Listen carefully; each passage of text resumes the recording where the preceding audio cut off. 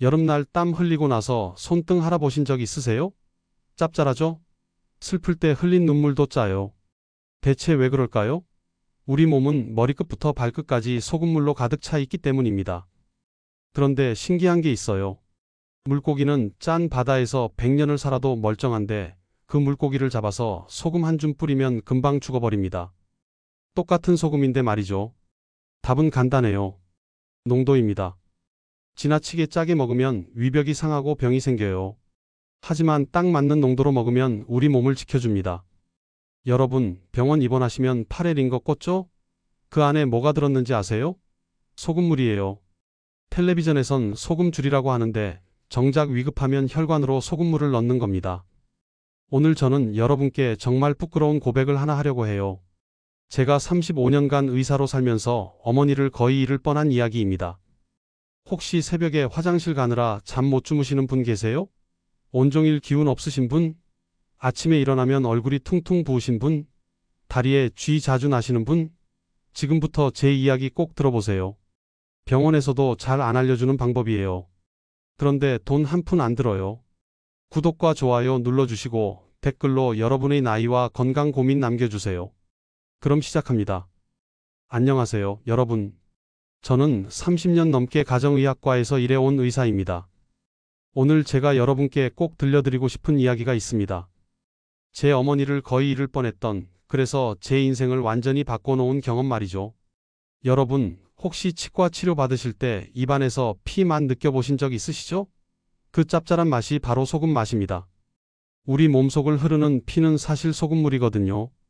여름날 더울 때 땀 흘리고 나면 손등에 하얀 가루 같은 게 남는 것도 보셨을 겁니다. 그게 다 소금이에요. 심지어 눈물도 짭짤하잖아요. 우리 몸은 머리끝부터 발끝까지 적당한 농도의 소금물로 가득 차 있습니다. 그런데 말입니다. 바다에 사는 물고기들은 평생 짠물 속에서 살아도 끄떡없는데 그 물고기한테 굵은 소금을 뿌리면 금방 죽어버립니다. 왜 그럴까요? 바로 농도 차이 때문입니다. 적당한 농도는 생명을 지켜주지만 지나치면 독이 되는 거죠. 건강도 마찬가지입니다. 요즘 텔레비전만 켜면 짠 음식이 몸에 안 좋다는 이야기가 나옵니다. 맞는 말입니다. 너무 짜게 먹으면 위벽을 상하게 하고 위암 위험도 높아지죠. 그래서 많은 분들이 소금을 적처럼 대합니다. 국물도 남기고 김치도 물에 헹궈 드시고 심지어 맹물만 드시는 분도 계십니다. 저희 어머니도 그러셨습니다. 70대 중반이셨는데 건강을 위해 10년 넘게 싱겁게만 드셨어요. 아침마다 물 1컵, 점심때 물 2컵, 저녁에 또 물 1컵. 하루에 물을 거의 2리터 가까이 드셨습니다. 커피도 매일 챙겨 드셨고요. 저도 의사로서 어머니가 건강관리 잘하신다고 칭찬했었죠. 그런데 어느 봄날이었습니다. 어머니가 갑자기 쓰러지셨어요. 심한 어지럼증과 구토 증상이었습니다. 급히 응급실로 모셨는데 혈액 검사 결과를 보고 저는 정말 충격을 받았습니다. 어머니의 혈액 속 나트륨 수치가 정상보다 훨씬 낮았던 겁니다. 의학 용어로는 저나트륨 혈증이라고 하는데 쉽게 말하면 피 속에 소금이 너무 적어서 생기는 병입니다. 응급실에서는 바로 수액을 놓기 시작했습니다. 그런데 그 수액병을 보는 순간 저는 머리를 망치로 맞은 것 같았습니다. 수액 성분표에 뭐라고 쓰여 있었는지 아세요? 염화나트륨이라고 적혀 있었습니다.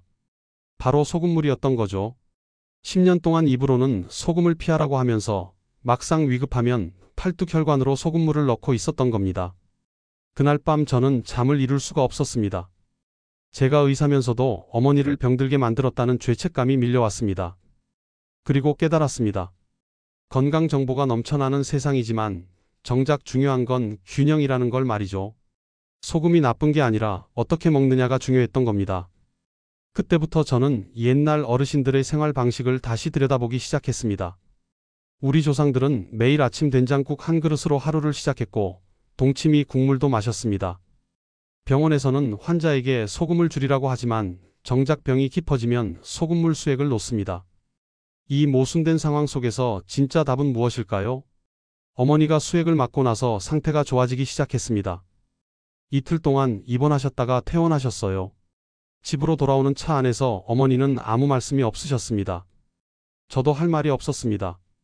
제 가슴 속에는 죄책감이 무겁게 자리 잡고 있었거든요. 퇴원하던 날 응급실 담당 선생님이 저를 따로 불러서 하신 말씀이 있습니다. 지금도 그 말이 귓가에 생생해요. 요즘 어머니 같은 경우가 정말 많다는 겁니다. 건강을 위해 소금을 지나치게 피하시다가 몸에 이상이 생겨서 응급실로 오시는 분들이 부쩍 늘어났다고 하더군요. 특히 60대 이상 어르신들 중에 이런 분들이 많다고 했습니다. 선생님은 이렇게 말씀하셨어요. 텔레비전에서 짜게 먹지 말라는 이야기가 너무 강조되다 보니 많은 분들이 아예 소금을 적처럼 대하신다는 겁니다. 국물도 안 드시고 김치도 물에 씻어 드시고 심지어 반찬에 간도 거의 안 하시는 분들이 계신데요. 거기에 물은 하루에 2~3리터씩 억지로 드시려고 하고요. 그러다 보니 몸속 소금 성분이 점점 빠져나가는 겁니다. 집에 돌아온 뒤 저는 며칠 동안 잠을 제대로 잘 수가 없었습니다. 제가 의사면서도 어머니를 병들게 만들었다는 생각이 머릿속을 떠나지 않았어요. 매일 진료실에서 환자분들한테 짜게 먹지 말라고 싱겁게 드시라고 말씀드렸는데 그게 정말 옳은 건가 하는 의문이 들기 시작했습니다. 저는 어머니의 10년간 생활을 다시 들여다봤습니다. 아침에 일어나면 물 한 컵, 산책 나가셨다 오면 또 물 한 컵, 아침 식사는 현미밥에 채소 반찬, 국은 건더기만 건져 드시고 국물은 그릇에 그대로 남기셨어요. 김치는 물에 헹궈서 짜지 않게 해서 드셨고요. 점심때는 물 2컵을 또 챙겨 드셨습니다. 건강 프로그램에서 물을 많이 마시면 혈액이 맑아진다고 했대요. 오후에는 커피 한 잔. 커피도 건강에 좋다는 연구 결과가 나왔다고 해서 빠지지 않고 드셨답니다. 저녁 식사도 비슷했어요. 채소 위주로 드시고 역시 국물은 남기시고요. 이렇게 10년을 사셨습니다. 누가 봐도 모범적인 건강생활이었죠. 그런데 저는 의학 서적을 다시 펼쳐보면서 충격적인 사실을 발견했습니다. 쌀밥이나 현미밥 같은 곡식류, 채소, 과일 이런 음식들은 우리 몸속의 소금 성분을 소변으로 내보내는 성질이 있다는 겁니다. 칼륨이라는 성분이 많이 들어있어서 그렇다고 하더군요. 커피도 마찬가지예요. 이뇨작용을 해서 소금이 더 많이 빠져나갑니다. 게다가 물을 많이 마시면 소변량이 늘어나니까 소금이 더욱더 빠져나가는 거죠. 그러니까 어머니는 10년 동안 소금은 거의 안 드시면서 몸속 소금을 빼내는 음식만 계속 드신 셈입니다. 처음 몇 년은 몸에 저장되어 있던 소금으로 버텼겠죠. 하지만 시간이 갈수록 조금씩 부족해진 겁니다. 마치 저금통에서 돈만 꺼내 쓰고 넣지는 않다가 결국 바닥이 난 것과 같은 이치예요. 저는 밤마다 책상 앞에 앉아서 자료를 뒤졌습니다. 의학 논문도 찾아보고 영양학 서적도 읽어봤어요. 그러다가 문득 옛날 책들이 생각났습니다. 우리 조상들은 어떻게 살았을까? 전통 한의학에서는 소금을 어떻게 봤을까? 옛날 책들을 펼쳐보니 놀라운 내용이 많았습니다. 조상들은 소금을 약으로 여겼어요. 물론 지나치면 해롭다고 했지만 적당히 먹으면 오히려 몸을 보한다고 봤습니다. 특히 아침에 소금기 있는 국물을 마시는 걸 중요하게 생각했더라고요. 된장국, 미역국, 동치미 국물까지요. 할머니, 할아버지 세대만 해도 그랬잖아요. 아침상에 국이 빠진 적이 없었습니다. 된장국 한 그릇으로 하루를 시작하셨어요. 점심에도 국물이 있었고 저녁에도 찌개가 있었죠. 김치 국물도 남기지 않으셨고요. 심지어 동치미는 국물을 더 중요하게 여기셨잖아요. 속이 안 좋을 때는 동치미 국물을 한 대접 드시면 낫는다고 하셨고요. 그런데 그분들은 고혈압도 지금보다 훨씬 적었습니다. 심장병이나 뇌졸중도 요즘보다 적었어요. 물론 의학이 발달하지 않아서 다른 병으로 일찍 돌아가신 분들도 많았지만 적어도 소금 때문에 문제가 생긴 경우는 드물었습니다. 오히려 80, 90까지 정정하게 사신 분들이 많았어요. 저는 이게 도대체 어떻게 된 일인지 알고 싶었습니다. 그래서 직접 장수 마을을 찾아가기로 했어요. 우리나라에서 오래 사시는 분들이 많기로 유명한 마을이 있잖아요. 거기 가면 뭔가 답을 찾을 수 있을 것 같았습니다. 주말을 이용해서 그 마을로 차를 몰았습니다. 마을에 도착하니 80세가 넘으신 어르신들이 정정하게 바치를 하고 계시더라고요. 90살이 넘으신 분도 계셨는데 허리도 꼿꼿하시고 목소리도 또랑또랑 하셨어요. 저는 그분들께 정중하게 양해를 구하고 평소 어떻게 사시는지 여쭤봤습니다. 그분들의 이야기를 들으면서 저는 점점 더 놀라기 시작했습니다. 그분들에게는 공통점이 있었어요. 건강하게 오래 사시는 분들이 모두 비슷한 습관을 가지고 계셨던 겁니다. 그리고 그 습관은 우리가 요즘 건강에 나쁘다고 피하는 것들이었습니다. 저는 노트에 열심히 받아 적었습니다. 그분들의 아침 식사, 점심 식사, 저녁 식사, 간식으로 뭘 드시는지, 물은 얼마나 드시는지, 운동은 어떻게 하시는지 하나도 빠짐없이 기록했어요. 그리고 마을을 떠나 집으로 돌아오는 내내 그 내용을 곱씹어 봤습니다. 집에 도착해서 노트를 펼쳐놓고 다시 정리를 했습니다. 그랬더니 명확하게 3가지 습관이 보이기 시작했어요. 건강하게 100세 가까이 사시는 분들이 모두 지키고 계신 3가지 비법. 그것은 바로 아침에 마시는 특별한 물, 절대 버리지 않는 국물, 그리고 잠들기 전에 드시는 간식이었습니다. 저는 이 3가지가 정말 효과가 있는지 확인해 보고 싶었습니다. 제가 장수 마을에서 발견한 첫 번째 비법을 말씀드리겠습니다. 바로 아침에 마시는 특별한 물입니다. 그런데 이게 그냥 물이 아니에요. 천일염을 아주 조금 넣은 소금물입니다. 얼마나 넣느냐가 중요한데요. 손가락 끝으로 살짝 집어서 넣는 정도입니다. 물 한 컵에 정말 적은 양이에요. 마셔보면 아주 약간만 짭짤한 정도. 그 이상 넣으시면 안 됩니다. 80세가 넘으신 할머니 한 분이 말씀하시더라고요. 평생 이렇게 드셨다고요? 아침에 눈 뜨면 제일 먼저 하는 일이 이 소금물 한 잔 마시는 거라고 하셨습니다. 물은 미지근하게 데우셔서 드신답니다. 차갑지도 않고 뜨겁지도 않게요. 그리고 천천히 조금씩 마신다고 하셨어요. 처음 들었을 때는 이상하게 느껴졌습니다. 소금물을 마신다니요? 그런데 가만 생각해보니 우리 조상들도 비슷하게 사셨더라고요. 매일 아침 된장국 한 그릇으로 하루를 시작하셨잖아요. 된장국도 결국 소금기 있는 국물이거든요. 겨울철엔 동치미 국물도 한 그릇씩 드셨고요. 이게 다 같은 원리였던 겁니다. 왜 아침에 소금물이 좋을까요?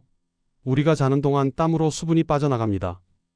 여름엔 더 많이 나가고 겨울에도 은근히 나가요. 그런데 수분만 빠지는 게 아닙니다. 소금 성분도 함께 빠져나가거든요. 그래서 아침에 일어나면 우리 몸은 약간 탈수 상태가 됩니다. 이때 물만 마시면 어떻게 될까요? 피가 더 묽어지는 겁니다. 하지만 적당한 농도의 소금물을 마시면 우리 몸이 딱 필요로 하는 균형을 찾게 됩니다. 여기서 아주 중요한 주의사항이 있습니다. 혈압이 높으신 분들은 조심하셔야 해요. 특히 혈압이 160 이상 되시는 분들은 절대 함부로 하시면 안 됩니다. 신장에 문제가 있으신 분들도 마찬가지예요. 심장이 안 좋으신 분들도 조심하셔야 합니다. 이런 분들은 반드시 담당 의사 선생님과 상담하신 후에 하셔야 해요. 제가 아무리 좋다고 해도 여러분의 건강 상태는 제가 모르니까요. 꼭 전문가와 상의하세요. 두 번째 비법은 국물을 절대 버리지 않는 것입니다. 장수 마을 어르신들은 국물을 정말 중요하게 여기셨어요. 된장국을 드시든 미역국을 드시든 동치미를 드시든 국물을 남기는 법이 없으셨습니다. 오히려 건더기보다 국물을 더 소중히 여기시더라고요. 한 어르신은 이렇게 말씀하셨습니다. 국물에 진짜 영양이 다 녹아 있다고요. 건더기는 그냥 씹는 맛이고 진짜 좋은 건 다 국물로 빠져나간다고 하셨어요. 요즘 사람들은 국물이 짜다고 해서 피하잖아요. 건더기만 건져 먹고 국물은 남기는 분들이 정말 많습니다. 저희 어머니도 그러셨고요. 그런데 이게 오히려 문제가 될 수 있어요. 특히 발효 국물의 경우에는 더욱 그렇습니다. 된장국이나 청국장, 동치미 같은 발효 음식의 국물에는 소금 성분만 있는 게 아니거든요. 발효 과정에서 생긴 유산균이 살아 있습니다. 이 유산균이 우리 장 건강에 정말 좋아요. 변비도 좋아지고 소화도 잘 되고요. 거기다 칼륨이라는 성분도 많이 들어 있습니다. 칼륨은 우리 몸속 나트륨 균형을 맞춰주는 역할을 해요. 마그네슘도 들어 있고요. 마그네슘은 근육을 이완시켜주고 잠도 잘 오게 해줍니다.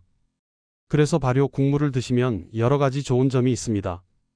밤에 잠을 더 잘 주무시게 되고 변비가 좋아지고 전반적으로 피곤함이 줄어듭니다. 소화도 잘 되고요. 우리 조상들이 매일 된장국을 드신 데는 다 이유가 있었던 겁니다. 다만 여기서 꼭 구분하셔야 할 게 있습니다. 모든 국물이 다 좋은 건 아니에요. 라면 국물은 절대 안 됩니다. 라면 국물에는 화학 조미료가 많이 들어가 있거든요. 그거는 오히려 몸에 해로워요. 기름이 많이 든 찌개 국물도 좋지 않습니다. 삼겹살 찌개나 부대찌개 같은 것 있잖아요. 그런 거 국물은 기름이 둥둥 뜨는데 그건 피하시는 게 좋아요. 제가 말씀드리는 건 집에서 제대로 끓인 전통 국물입니다. 된장국, 미역국, 북엇국, 동치미, 김치찌개 이런 발효 음식이나 담백한 국물 말이에요. 시판 국물도 있긴 한데 집에서 끓인 게 제일 좋습니다. 화학 조미료 안 들어간 것으로요. 세 번째 비법은 저녁에 드시는 간식입니다. 장수 마을 어르신들은 잠들기 2시간 전쯤 바나나를 구워서 드셨어요. 그냥 먹는 게 아니라 프라이팬에 살짝 구우시는 겁니다. 만드는 방법은 간단해요. 바나나 껍질을 벗기고 반으로 길게 자릅니다. 그리고 프라이팬을 약한 불에 달구세요. 기름은 안 두르셔도 돼요. 거기에 바나나를 올려놓고 양면을 각각 2분에서 3분 정도 구우면 됩니다. 겉은 약간 캐러멜처럼 노릇노릇해지고 속은 더 부드러워집니다. 먹어보면 생바나나보다 훨씬 달고 부드러워요. 이렇게 구운 바나나를 저녁 먹고 2시간쯤 지나서 드시면 됩니다. 너무 늦게 드시면 소화가 안 될 수 있으니까 잠들기 2시간 전이 적당해요. 왜 구운 바나나가 좋을까요? 바나나에는 마그네슘이라는 성분이 들어 있습니다. 그런데 바나나를 구우면 이 마그네슘이 더 활성화된다고 해요. 마그네슘은 우리 몸의 근육을 이완시키는 역할을 합니다. 특히 방광 근육을 편안하게 해주거든요. 그래서 밤중에 자다가 화장실 가는 횟수가 줄어드는 겁니다. 구운 바나나에 계피 가루를 살짝 뿌려 드시면 효과가 더 좋습니다. 계피도 몸을 따뜻하게 해주고 잠을 잘 오게 하거든요. 호두를 곁들여 드셔도 좋고요. 호두를 프라이팬에 같이 볶으면 고소한 맛이 더해져서 더 맛있어요. 바나나 말고도 숙면에 도움이 되는 음식들이 있습니다. 체리가 좋아요. 체리에는 잠을 유도하는 성분이 자연스럽게 들어있거든요. 호두나 아몬드 같은 견과류도 좋습니다. 이런 것들에도 마그네슘이 많이 들어있어요. 따뜻한 우유 한 잔도 숙면에 도움이 됩니다. 우유를 미지근하게 데워서 천천히 마시면 마음이 편안해지고 잠이 잘 와요. 다만 여기서 오해하시면 안 되는 게 있습니다. 이런 음식들이 수면제를 대신할 수 있다고 생각하시면 안 돼요. 어디까지나 보조적인 방법입니다. 잠을 좀 더 편하게 주무시도록 돕는 거지 불면증을 완전히 치료하는 건 아니에요. 불면증이 정말 심하신 분들은 병원에 가셔서 정확한 진료를 받으셔야 합니다. 이 세 가지 방법을 정리해 드리겠습니다. 아침에 일어나면 미지근한 물에 천일염 조금 넣어서 한 잔 드세요. 하루 세 끼 국물을 남기지 마시고 다 드세요. 특히 발효 국물이 좋습니다. 저녁에는 잠들기 2시간 전에 바나나를 구워서 드세요. 이 세 가지만 지켜도 여러분의 건강이 많이 달라질 수 있습니다. 저는 이 세 가지 방법을 어머니한테 권해드렸습니다. 어머니는 처음엔 반신반의하셨어요. 특히 아침에 소금물 마시는 게 정말 이상하게 느껴지신다고 하셨죠. 10년 동안 소금을 피해 오셨는데 이제 와서 소금물을 마시라니 당황스러우셨던 겁니다. 하지만 제 말을 믿어보시기로 했습니다. 아들이 의사니까 한번 해볼 만하다고 생각하신 거죠. 첫째 날 아침이었습니다. 어머니는 미지근한 물 한 컵에 천일염을 손가락 끝으로 살짝 집어서 넣으셨어요. 그리고 천천히 마셨습니다. 아침 식사로는 된장국을 끓이셨는데 이번엔 국물을 남기지 않으셨어요. 다 드셨습니다. 저녁에는 바나나를 프라이팬에 구워서 계피 가루를 살짝 뿌려 드셨고요. 첫 주는 큰 변화가 없었습니다. 어머니도 별로 달라진 게 없다고 하셨어요. 저도 조금 불안했습니다. 정말 효과가 있을까 하는 의구심이 들었거든요. 혹시 제가 잘못 판단한 건 아닐까, 어머니한테 이상한 방법을 권한 건 아닐까 걱정도 됐습니다. 하지만 2주째 되니까 조금씩 달라지기 시작했습니다. 어머니가 아침에 일어나시는 게 덜 힘들다고 하시더라고요. 예전엔 일어나실 때 머리가 무겁고 온몸이 찌뿌둥하셨는데 그게 좀 나아졌다고 하셨습니다. 눈을 뜨는 게 조금 더 수월해졌다고요. 3주째 되니까 더 눈에 띄는 변화가 있었습니다. 어머니가 낮 동안 덜 피곤해 하셨어요. 예전엔 오후만 되면 기운이 없어서 소파에 누워 계셨는데 이제는 집안일도 하시고 동네 산책도 나가실 만큼 활력이 생기셨습니다. 친구분들한테 전화도 하시고 텔레비전 보시면서 웃기도 하시고요. 한 달쯤 지나자 가장 놀라운 변화가 나타났습니다. 어머니 얼굴이 달라진 거예요. 피부가 예전엔 약간 칙칙하고 건조했는데 이제는 윤기가 나고 촉촉해 보였습니다. 화장도 안 하셨는데 뭔가 환해 보이는 거예요. 그리고 더 신기한 건 얼굴 붓기가 빠졌다는 겁니다. 소금을 먹으면 붓는다고 생각하잖아요. 그런데 오히려 적당히 드시니까 붓기가 사라진 거예요. 이게 바로 균형입니다. 너무 적어도 몸이 제대로 작동하지 못하고 너무 많아도 문제가 생기는 겁니다. 딱 적당해야 우리 몸이 건강하게 유지되는 거죠. 2달째 되니까 어머니가 제일 좋아하신 변화가 있었습니다. 밤에 화장실 가는 횟수가 확 줄어든 거예요. 예전엔 밤에 두세 번씩 일어나셨는데 이제는 한 번만 가시거나 아예 아침까지 안 가실 때도 있었어요. 그러니까 잠을 푹 주무시게 된 거죠. 어머니는 이게 제일 좋다고 하셨습니다. 10년 만에 이렇게 깊이 잔다고 정말 감사하다고 하셨어요. 석 달쯤 지나자 어머니 친구분들이 물어보시기 시작했대요. 무슨 좋은 일 있냐고. 얼굴이 완전히 환해졌다고요. 어떤 분은 10년은 젊어진 것 같다고 하셨답니다. 피부과 시술이라도 받으셨냐고 물어보시는 분도 계셨대요. 어머니는 그제야 제가 알려드린 3가지 방법을 친구분들한테 말씀드렸어요. 그랬더니 여러분이 같이 해보시겠다고 하셨답니다. 저는 이 결과를 보면서 확신하게 됐습니다. 그래서 제 진료실에 오시는 환자분들 중에서도 적합하신 분들한테 조심스럽게 권해드리기 시작했습니다. 물론 혈압이 160 이상 되시거나 신장에 문제가 있으신 분들한테는 절대 권하지 않았어요. 심장이 안 좋으신 분들도 빼고요. 그런 분들은 의사와 꼭 상담하셔야 하니까요. 하지만 특별한 문제가 없으신 분들, 그냥 건강해지고 싶으신 분들한테는 한번 해보시라고 말씀드렸습니다. 그랬더니 놀라운 일이 벌어졌습니다. 6개월 정도 꾸준히 실천하신 분들이 공통적으로 말씀하시는 게 있었어요. 71세 되시는 할머니 한 분은 15년 넘게 변비로 고생하셨답니다. 약도 먹어보고 병원도 다녀봤는데 별 소용이 없으셨대요. 그런데 된장국 국물을 남기지 않고 드시기 시작한 뒤로 변비가 많이 좋아지셨어요. 지금은 거의 매일 편하게 보신답니다. 80세 되시는 할아버지 한 분은 밤에 화장실을 4~5번씩 가셨대요. 그러니까 잠을 제대로 주무실 수가 없으셨죠. 낮에는 늘 피곤하셨고요. 그런데 구운 바나나를 드시기 시작한 뒤로 화장실 가는 횟수가 한두 번으로 줄어들었답니다. 이제는 밤에 푹 주무시고 낮에도 활기차게 지내신대요. 67세 되시는 분은 만성 피로가 있으셨어요. 아침에 일어나도 피곤하고 낮에도 피곤하고 저녁엔 더 피곤하셨대요. 그런데 아침 소금물을 드시고 나서 활력이 많이 생겼다고 하셨어요. 이제는 아침에 일어날 때 개운하시고 낮에도 집안일 하실 만큼 기운이 나신답니다. 심지어 무릎 통증이 줄어들었다는 분들도 계셨어요. 이건 제가 예상하지 못한 부분이었는데 몸의 균형이 맞아지니까 염증도 줄어들고 통증도 나아진 것 같습니다. 여기서 제가 여러분께 꼭 말씀드리고 싶은 게 있습니다. 극단적인 저염식은 위험하다는 겁니다. 물론 너무 짜게 먹으면 안 좋아요. 그건 맞습니다. 하지만 아예 안 먹거나 지나치게 줄이는 것도 문제가 됩니다. 건강의 열쇠는 적절한 농도와 올바른 방법입니다. 세계보건기구에서는 하루 소금 섭취량을 5g 정도로 권장합니다. 그런데 이건 평균치일 뿐이에요. 모든 사람한테 똑같이 적용되는 건 아닙니다. 개인의 체질과 생활습관, 건강 상태에 맞게 조정이 필요합니다. 예를 들어 여름철에 땀을 많이 흘리시는 분들은 소금이 더 필요해요. 운동을 자주 하시는 분들도 그렇고요. 이뇨제를 복용하시는 분들도 소금이 더 필요할 수 있습니다. 이뇨제는 소변으로 소금을 많이 빼내거든요. 반대로 혈압이 높으신 분들, 신장에 문제가 있으신 분들, 심장이 안 좋으신 분들은 소금 섭취를 조심하셔야 합니다. 이런 분들은 반드시 전문가와 상담하셔야 해요. 제 이야기를 듣고 무작정 따라 하시면 안 됩니다. 정리해드리겠습니다. 아침에 일어나면 미지근한 물에 천일염 조금 넣어서 연한 소금물 한 잔 드세요. 낮에는 발효 국물을 남기지 마시고 다 드세요. 된장국, 미역국, 동치미 같은 전통 국물 말이에요. 밤에는 잠들기 2시간 전에 구운 바나나나 다른 숙면 음식을 드세요.